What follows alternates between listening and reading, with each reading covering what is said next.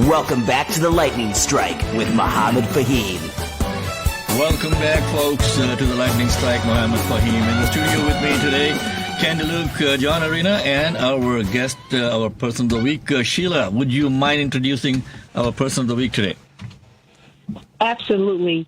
Our person of the week is Harish Kolasani, and he is a dynamic individual with a magnetic personality. He is someone you should know. I want to just welcome him to the show and let him take it from there. Harish, go ahead and tell us a little bit about yourself today.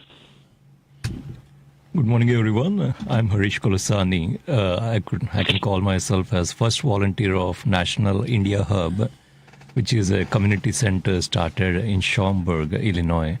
And officially, now we have a new building since last 1 year, and it is a world's largest Indian community center, if we call it as Indian Community Center. But now it turned into an international community hub. That is a new name for the center, because the community, like without any borders, all ethnic groups, everyone are enjoying the place. So that's why we felt like we need to name it in a way that everyone can use it with pride. So that's we have a center for which we are expecting Guinness World Record for having highest number of social services under one roof. Awesome. So, folks, we try to highlight people who are doing good in the community. Harish and I have known each other for quite a few years now.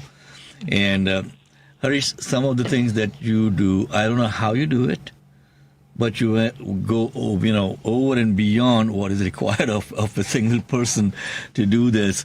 So, the NRI Foundation that you started a long time back, the Non-Resident Indian Seva Foundation or Service Foundation, what are some of the activities that you have been doing with it, especially back home in India? It is a free physical therapy, which we treat about close to, nowadays it's about 500 people per day.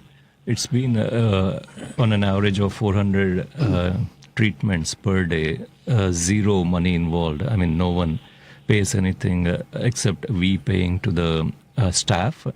And 50% complete management is done by the volunteers who all are retired officers with a very good experience during their job. So those are the ones who are taking care of the whole organization, I can say, back home. Awesome again. And so, folks, here is the thing that is needed right now. We need people. I was listening to something on Hidden Brain by Shankar Vedantan today coming in on NPR. Mm-hmm. And they were talking about the psychological impact of volunteer service, how it changes the way people think about themselves and the amount of positive vibes that come in when you're volunteering. So kudos to Harish for starting this organization. The National India Hub, International Hub that you have now, what kind of services do they provide? We have many, basic daily stuff is we have about 18 dance schools who are doing classes over there, per week. Okay. Many language classes, STEM Academy, robotics. More than these are all like youth. Science, technology, engineering, and math, right. STEM. Okay. This is all towards youth activities, but we are also having organizations using the place, the organizations who are helping with domestic abuse survivors, sexual assault victims, and mental health, of course. That is one of the main reasons we started this space, and healthcare. So if Trump comes in for some services for mental health, you're going to provide that free of charge to him? It is free for anyone. Okay. Well, how does somebody reach out to you if they wanted to get in touch with your organization?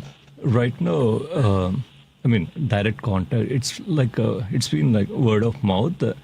But to reach us, we have a toll-free number. Okay, would you mind giving out the toll-free number?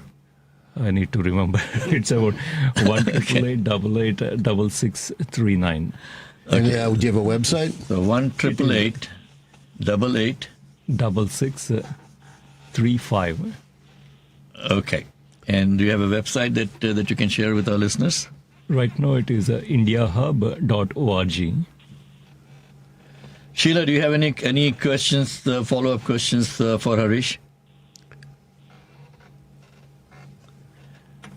Okay, Sheila is muted over there. So, folks, if you want to reach out to India Hub, and Harish, if somebody... I just want to know, Harish, how do you have the energy to do what you do? I'm sorry.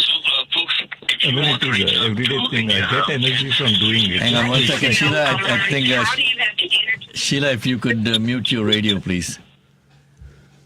Okay, now go ahead. I got your question, Sheila. Okay. The energy is like a daily chain. I mean, as long as I'm serving, I feel more motivated, and that's my thing. I mean, I don't help. All the past years since 2010 with NRI Seva or with the pandemic, the way I was able to do. Help people is what we call, but I call it as help myself. Whenever I see an opportunity to help, not with any simple, silly things, but the real help where it makes a difference. That's where I get all my energy automatically. I mean, it's like a cycle. The more I help, more energy I get. You know, we have known each other for quite some time, right? Yeah. And I have always admired what you do for the community. Thank you. And it is not just he's doing this all the time, folks. Harish has a business that he runs also. It's an IT and software consulting company that you are involved with. How is that company coming along? It's okay. I mean, as long as I'm making more than what I make while working, that's what I care about. Okay, on that note, let's take a quick break and we'll be back continuing the conversation. And we'll talk about the Department of Government Efficiency, how the heck it is going to be funded, and whether it's really going to get off the ground and stop scaring people.